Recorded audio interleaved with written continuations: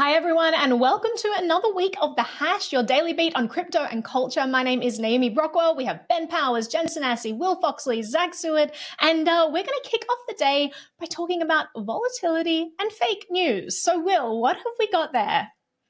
That's right. If you like number go down, this was the weekend for you. $10 billion in liquidations between Friday and Sunday, which is a record for the Bitcoin network. So kind of looking back and framing this conversation, we want to talk less about the news angle and more about the misinformation that kind of came out of this prior weekend. There was a lot of big name Twitter accounts tweeting in all caps, saying things that were completely off base, had no truth, and they seemed to lead to a lot of liquidations across a lot of exchanges. Now, these exchanges liquidated accounts because of a few different factors, including that there's a lot of low volume over the weekend days. Not a lot of people are trading necessarily. Hopefully they're enjoying their Saturday, not looking at the Bitcoin charts. But here we saw that some fake news and then some misinformation and just some facts that need to be to have some nuance around them, such as Turkey banning Bitcoin. That didn't happen. It banned payments for crypto for some institutions. That led to a trigger of exchanges liquidating accounts, and that kind of has a cascading effect, is what it's called. And so we have the situation where the Bitcoin price dropped $8,000. I think it dropped $6,500 in around 10 minutes on Friday night. So it's just like massive liquidations across the board. A lot of blood in the streets is what they call. So really fun weekend if you like to watch charts. Really bad weekend if you like to play with charts. I want to give this over to Zack. As you're looking at this on Friday night and you're probably ready to have a good weekend, what were you thinking about? Did you have to write this up?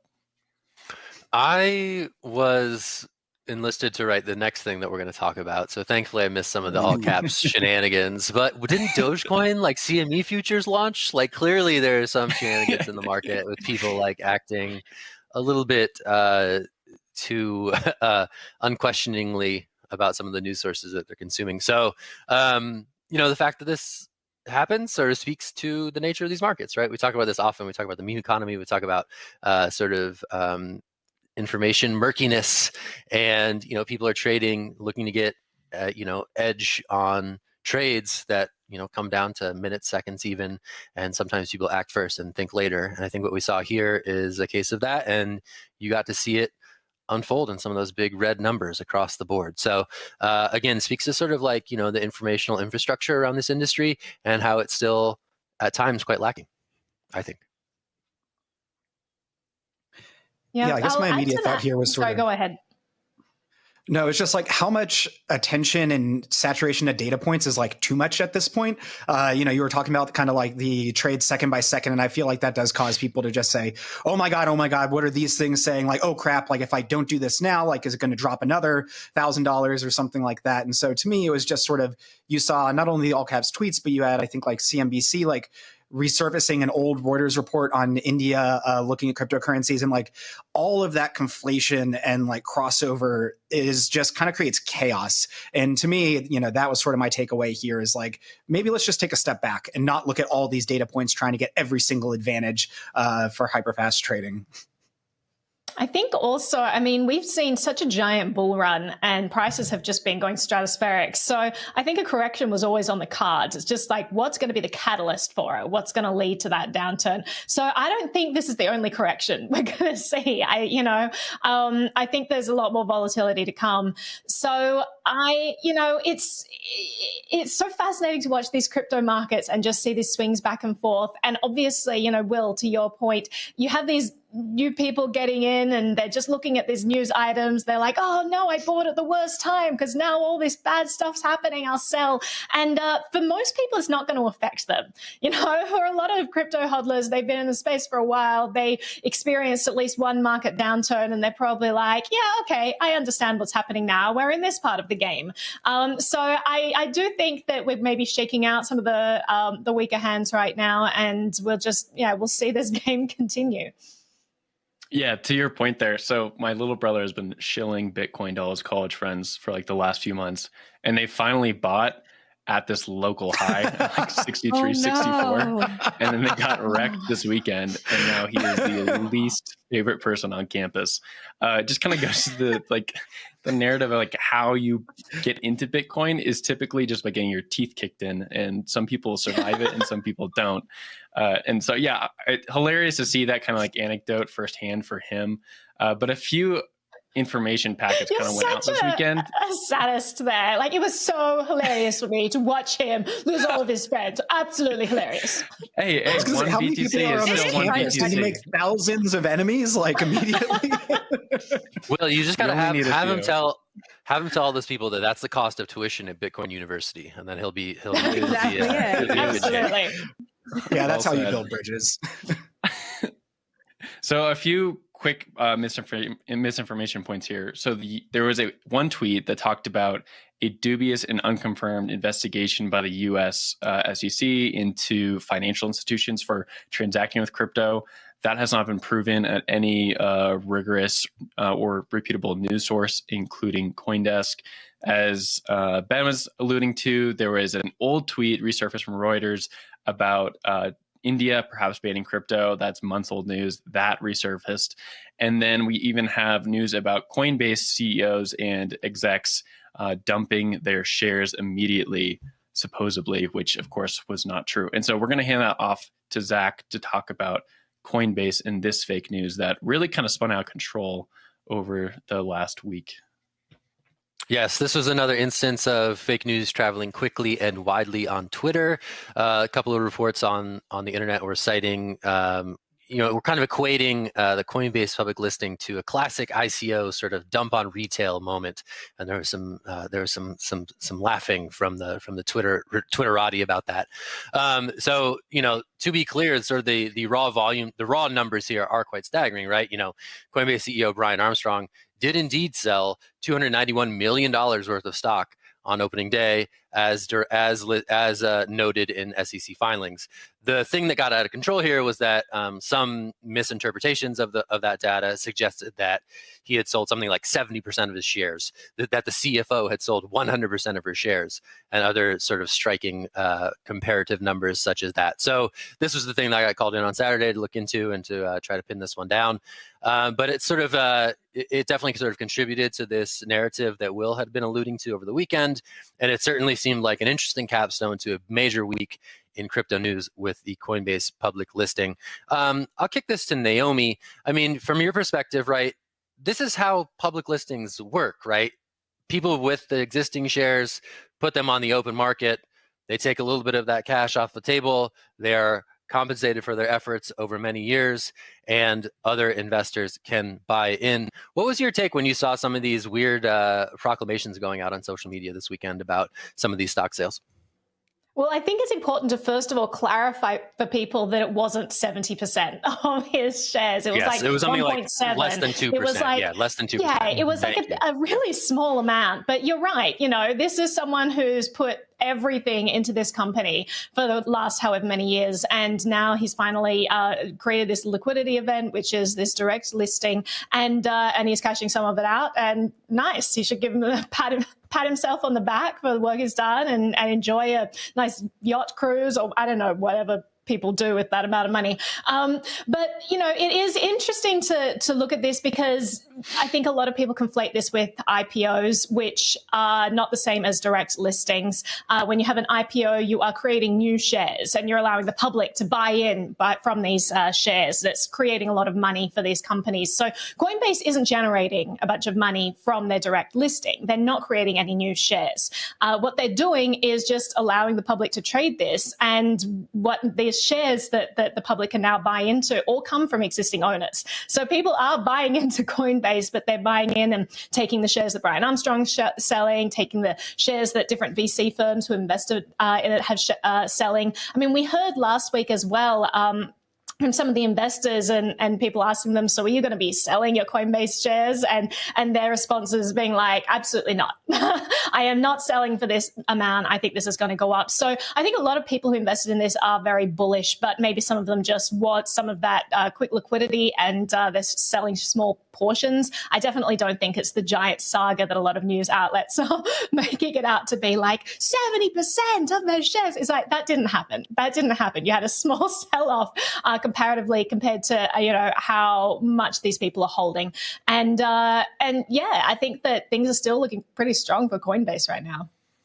Yeah, they mentioned, Coinbase itself mentioned, hey, we want to bring transparency to the crypto markets, and this is an example of transparency being misinterpreted. Again, some of these numbers are very interesting, right? Union Square Ventures, for one, had a $1.8 billion payday on Wednesday when they sold a portion of their holdings.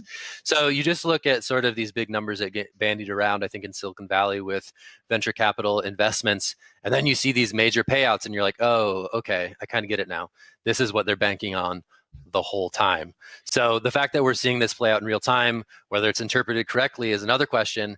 We do get to see it play out in real time. I think I saw Will and Ben, and I'll toss it to you guys. Yeah, just really quick. It's interesting to see like the full completion of the cycle between Silicon Valley and New York, like West Coast to East Coast, seeing like how the tech kind of is brought up over there, and then it moves away across the country to like the finance centers, and all the people on the West Coast who are developing it are kind of getting paid out through the East Coast finance center. So I think over COVID, we've seen like a lot of decentralization, like cities don't matter as much as they used to. Everyone's on the internet. But when it comes to the biggest payout for the largest crypto exchange going public right now, or the largest US-based exchange going public, these cities still matter a lot. You have, San Francisco and you have New York, and those names still matter, which is just interesting to see that kind of rehashed again here. We'll see how much longer Silicon Valley matters for, though. Everyone seems to be leaving. Yeah. But sorry, Ben, I cut you off. Yeah, no, I was just going to say really briefly, too. I think this kind of goes, speaking about the ways that previously with all the misinformation, it's sort of like a broken version of the Galaxy Brain meme. I think this was maybe a little bit of a similar case in which people who might still be skeptical about crypto are trying to kind of cast aspersions on what's happening with this company because they are just skeptical of it as an entire proposition. So that is what I kind of pulled out a little bit here upon seeing how this was being portrayed. Yeah, I can't believe that we still have to tell people not to believe everything they read on the internet, especially if you're new to the space. I think it's just important to remind everyone to do your own research and understand what you're getting into. I'll let you take a seat. And avoid all caps tweets. Indeed hard. Yes, refrain from engaging with all caps tweets. Except for the bootleg Bloomberg guy, Walter. Good times. So good. All right, Walter. We're going to kick it to break. And when we come back from break, we are going to be talking about NFTs. Maybe you've heard about these things. They're pretty crazy. I think they're on your computer somewhere, and everyone's doing it. From Pelé, the soccer legend, to everybody else. And we're going to talk about that right when we come back. So stick with us. It's The Hash. Thanks for being with us on Monday, and we'll talk to you soon. Thanks. I have to run and get a tissue. So sorry.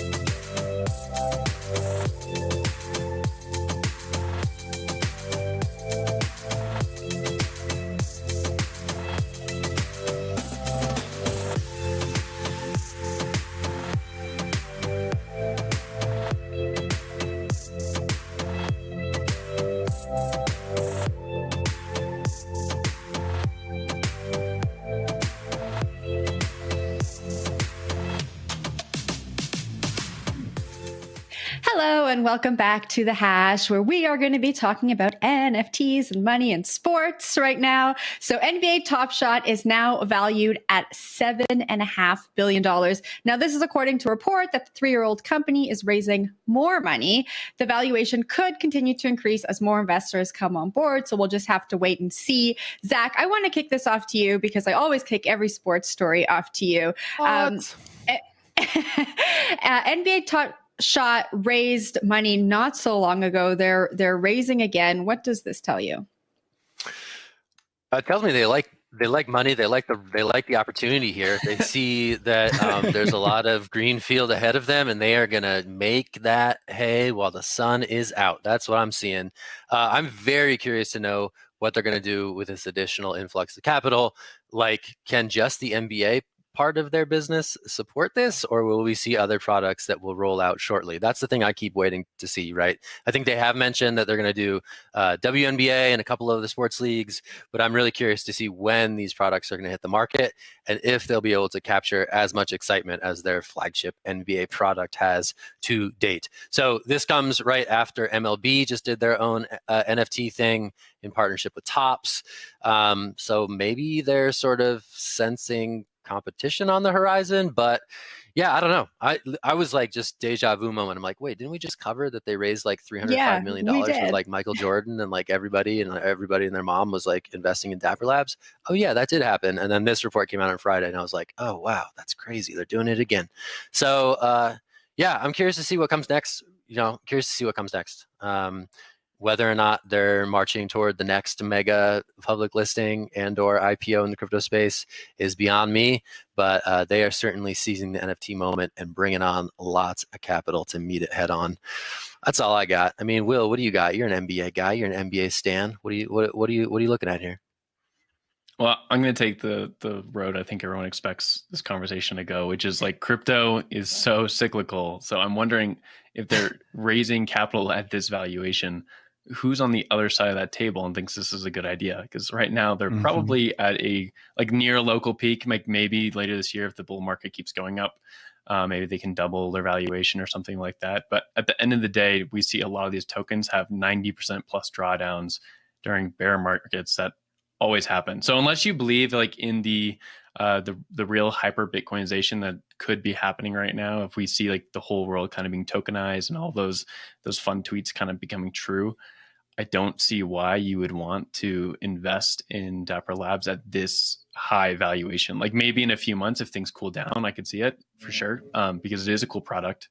I think that they've kind of captured the moment of using your phone for sports cards and kind of merging gifts with that. But I just don't understand from the other side of the table. They give it back to you, Zach. Yeah, I mean, just going off what you're saying, right? If you look at sort of the blockchain explorers and the data sites that look at the Top Shot sales, just in terms of daily volume, I mean, this market peaked in late February.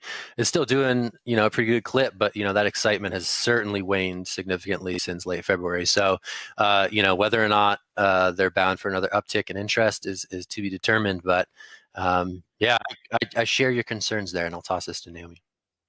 I just have a question for Jen.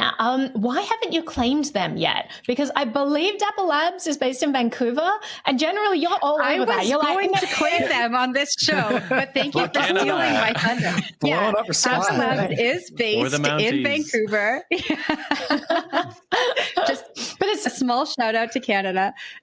Absolutely. Well, I just had to give you that one because it's an easy one. Generally, you go and you claim it. All these people who aren't Canadian, you're like, I'll take them. So this one's legit. This is a 2 for 1. Thank you. We got Naomi on Sports Desk, and we got Jen with Canada. It's 2 for 1 right now. I know, right? I'm on Sports Desk. Well, I'm going to become an NFT.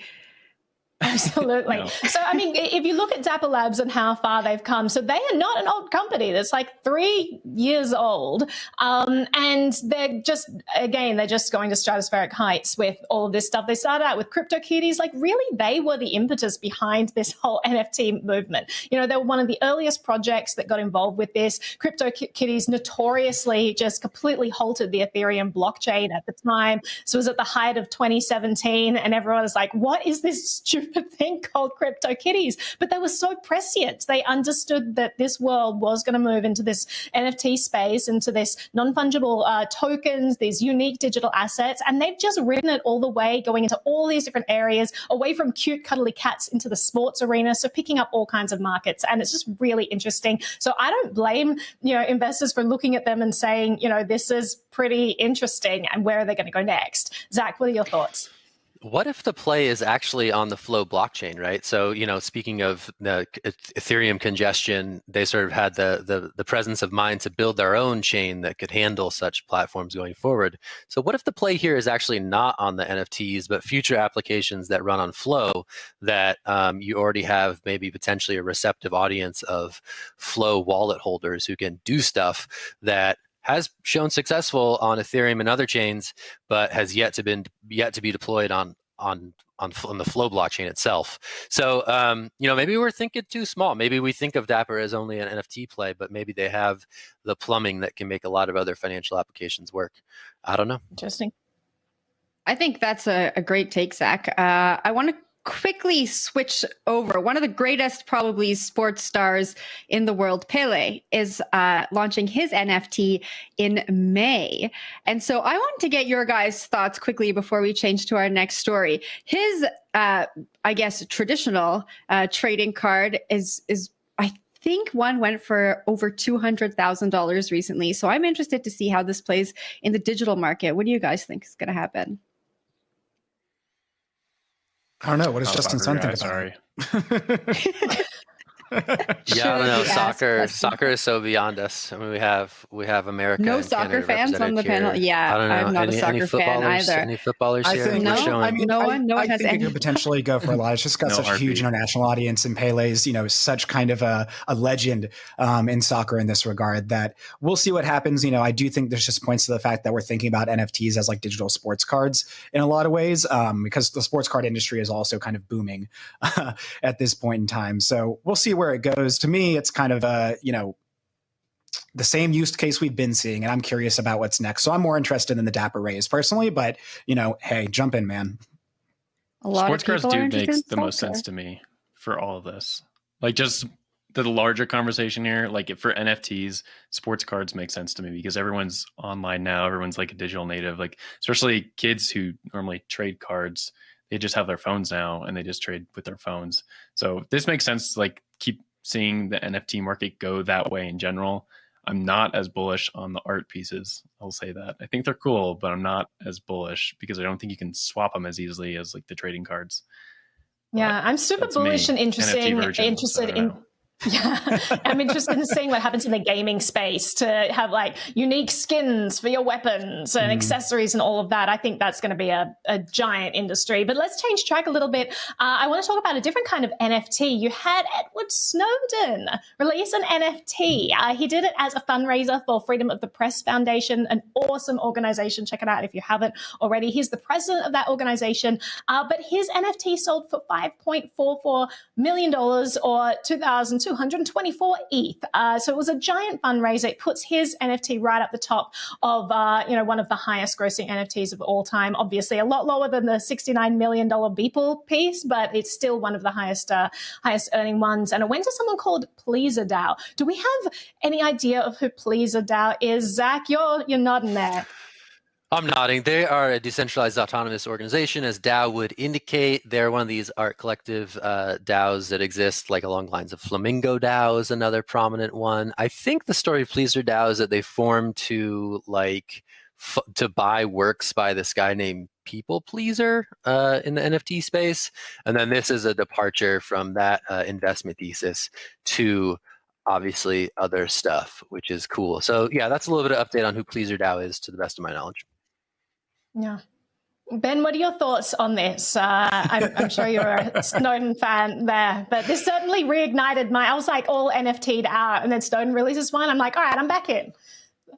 Yeah, no, I was reflecting there on the again, the tribalism in crypto, with a whole DAO dedicated to purchasing art from one person, seemingly, and kind of spinning that up, which I just think is interesting. But yeah, I think this is maybe what the best use case for NFTs are right now, at least as a big fundraising mechanism for various causes. We've seen a lot of NFTs be sold for charity, and if there's a market for that and people are interested in it, I don't necessarily see the harm there. I think this is great to be raising money for the Freedom of the Press Foundation. That's a really, really important cause, particularly now as the press is under attack from a multitude of angles, not the least of which is funding models and stuff like that. So I think this is really cool and important. I personally thought it looked cool as well. I just thought the NFT itself was neat. But to me, this seems to be kind of where we're at with NFTs. So this isn't really good or bad or me. It's just a continuation of what we're seeing already.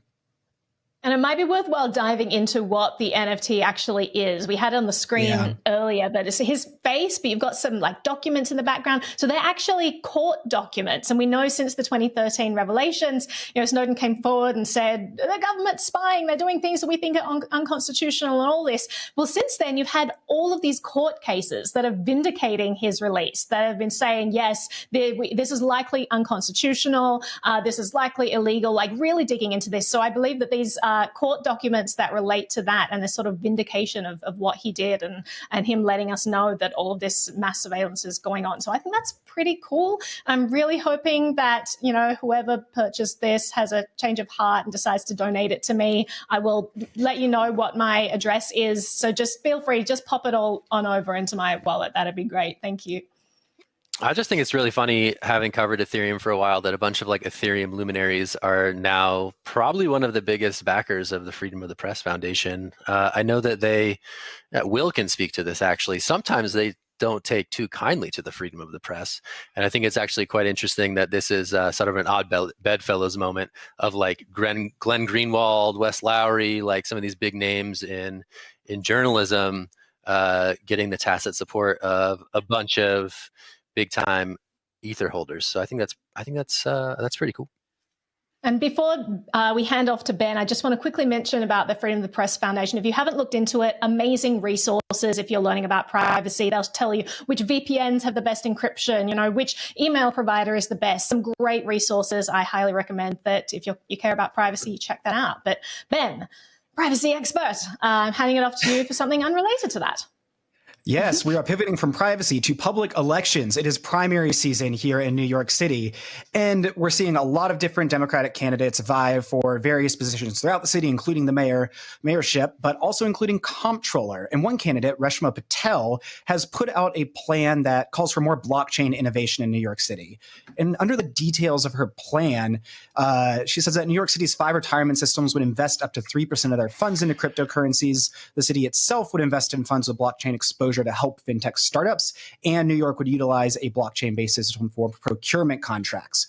So I want to get the group's thoughts on this, but I also want to point out that obviously Andrew Yang, who's been a crypto proponent and has talked about turning New York City into a crypto hub, is also running for mayor here. And this just seems to be kind of a trend of more and more politicians talking about blockchain and crypto as a differentiator when they're in like a crowded candidate field. Do you all think this is the case? Zach, you might have thoughts on this one.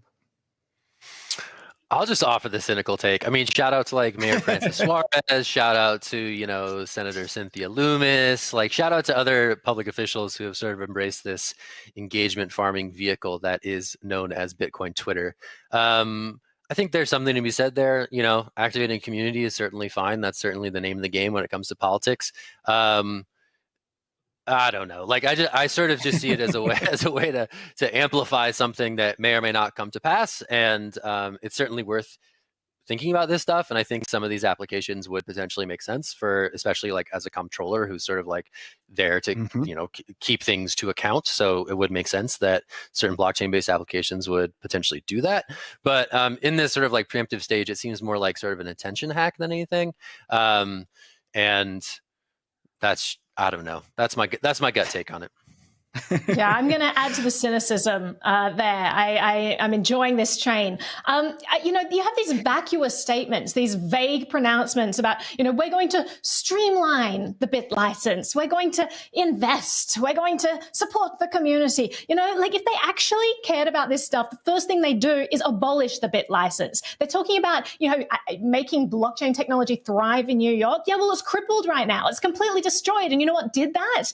The bit license, it completely destroyed crypto, and they're not even talking about taking it off the table. They're saying we're going to streamline it. We'll make it marginally easier. Like it's just such a bollocks pronouncement that really doesn't amount to much. So I agree with you, Zach. I think it's just a big attention-seeking play. If they really cared about it, they'd be going out there and actually saying, end the bit license, get rid of it. I just feel like what they're offering are just like vague statements that are trying to, not be too far in this direction because maybe people in this direction might want to support them. So they don't want to set anyone offside. Like it doesn't seem like they have ground and principles they're standing on. They're just testing the waters and see who's going to support them. All right, well, I'm going to hop on the opposite side of this. I'm taking up the Paris Hilton moniker again today, like we did Friday. But I think that this is actually interesting. I think what's important is that these things get publicly debated. We can talk about how they're, statements that need a little bit more meaning. But this one does include actual numbers. It includes modest proposals. And I think what's valuable here is debating these things in an open forum, bringing more people to be aware of it, and then finding, like Zack, you talked about, like the selective and targeted use cases where this is actually useful. I think that's something we need to heavily consider. And so, I am not really here for like grand pronouncements on these things. Like personally, I don't know what Bitcoin being like New York City being a Bitcoin hub actually means. But in this case, it's talking about like procurement contracts and city transparency. I think that is an interesting use case for blockchain technology generally. But Will, maybe you disagree. I saw you kind of nod along with the two naysayers here. Oh yeah, I'll join the naysayers. I think the best thing a politician can do. Sue me again. How do you know? I haven't said anything yet. I know. Yeah. Okay. We know, Jen. We already know. Don't you worry. No, I think the best thing a politician can do with Bitcoin and blockchain is just get out of the way. And they have a struggle doing that. I echo Naomi. The bit license is atrocious. The history of the bit license is perhaps the only thing worse than the bit license itself. And I think they just need to like get out of like this influencer mode, which we're seeing with a lot of these politicians. Like you helping Bitcoin out is perhaps just like lowering taxes related to cryptocurrencies. I don't know if there's anything necessarily that you can do to make New York City a Bitcoin hub. It's already a finance hub. Just loosen the restrictions on that, and you'll see kind of Bitcoin do its thing. I just think it's kind of ridiculous, but But if you want to see Bitcoin as Jen, I want you on the record here for or against. Let's get us all down. Okay, I was at the beginning siding with Zack and Naomi, but Ben, I'm with you. I'm sorry, guys. I need to stick with the Ben optimism block today strikes again. Yeah. While I do agree, there is an element of marketing ploy with politicians, talking about Bitcoin and blockchain strategies. I think that it's still good to be speaking about it, and it gets both politicians and the public at large, thinking about how blockchain could help some of our processes. So I'm with you, Ben. I think it's good that we're talking about it. I don't know if we're going to see any of these things come to fruition. I don't live in New York, so I don't see it maybe the same way you guys do, but I am optimistic. I'm just so confused. What does the blockchain do? I want to add something to wrap this up here and just mention, like, we have a lot of people on the show saying, well, what would New York look like as a Bitcoin hub? Look at it pre-2013. It was a thriving Bitcoin hub. It was exciting. You go to the New York Bitcoin Center, you'd see like all kinds of hackers just filling the space, working on all kinds of projects that have since come to fruition. But after the bit license was implemented in 2013, they all left. Right? So you want to see what this could do is just look at the thriving economy. It was called Bitcoin Alley back then, right? It was beautiful. I want to see that. And I don't think we're going to get there with modest reforms and vague pronouncements. I think we need to abolish the bit license. All right. Well, Naomi's winding up. We are going to wind down. Zack, take us away. All right. Thank you, Ben. I appreciate you. We're gonna leave it at that. I think we're just gonna shut it down for the day. We'll be back tomorrow to talk about more great crypto news and why it matters. That's the goal of the hash, and that's what we do every weekday here at noon Eastern. So stick with us. CoinDesk TV at 3 p.m. has all about Bitcoin, and there is great content as always on CoinDesk.com. I'm Zack Seward. That's Naomi Brockwell. We got Ben Powers. We got Jen Sanasie. We got Will Foxley, and we're the hash. And we'll see you tomorrow. Thanks. Bye.